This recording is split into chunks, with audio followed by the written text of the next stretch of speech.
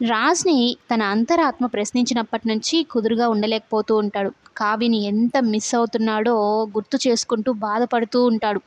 కావ్యతో గడిపిన మధుర క్షణాలన్నిటిని గుర్తు చేసుకొని బాధపడుతూ, అయినా నీకెందుకురా ఈగో? భార్యతో హ్యాపీగా ఉండక ఇవన్నీ అవసరమా?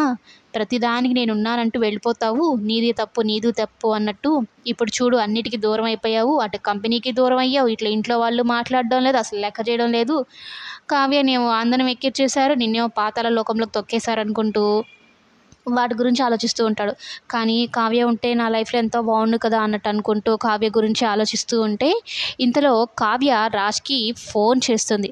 ఫోన్ చేసి మీతో మాట్లాడాలి అంటే బెట్ చూపిస్తాడు. నేనేంటి నీతో మాట్లాడేది అన్నట్టు. అంటే ఈగో ఉంది కదా ఈయనకి, ఈగో చూపిస్తాడనమాట. అయితే కావ్య ఇది మన ఇద్దరికి సంబంధించిన మ్యాటర్ కాదు. మన కుటుంబం గురించి, మన కంపెనీ గురించి మాట్లాడాల్సిన విషయం అంటే ఏదైనా నేను మాట్లాడను. అయినా ఆ తాతయ్య గారు నిన్ను కదా పెట్టారు. నన్ను మేనేజర్‌ని కదా చేశారు. నువ్వు సీఈఓ కదా నువ్వే చూసుకో అన్నట్టు చెప్తాడనమాట. అయితే కావ్య అనామిక గురించి చెప్తుంది.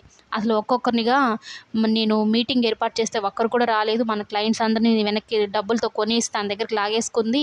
అలాగే మన కంపెనీలో పనిచేస్తున్న వాళ్ళని కూడా డబ్బుతో కొనేసి తీసేసుకుంటానని చెప్తుంది. ఇప్పుడు ఏం చేయాలో నాకైతే అర్థం కావడం లేదు. మీ సహాయం నాకు కావాలి. మన కంపెనీ మరలా పూర్వ వైభవానికి రావాలి అంటే మీరు ఖచ్చితంగా రావాల్సిందే అన్నట్టు చెప్తుంది.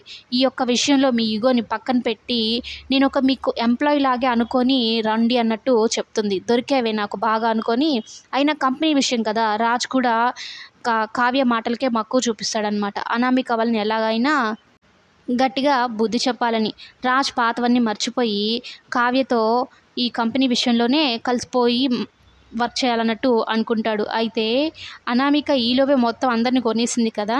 ఇప్పుడు అనామికకి బుద్ధి చెప్పే పనిలోనే రాజ్, కావ్యలిద్దరూ నిమగ్నమయ్యారనమాట. మరి అదెలా బుద్ధి చెప్తారనేది కమింగ్ ఎపిసోడ్స్‌లో చూద్దాం.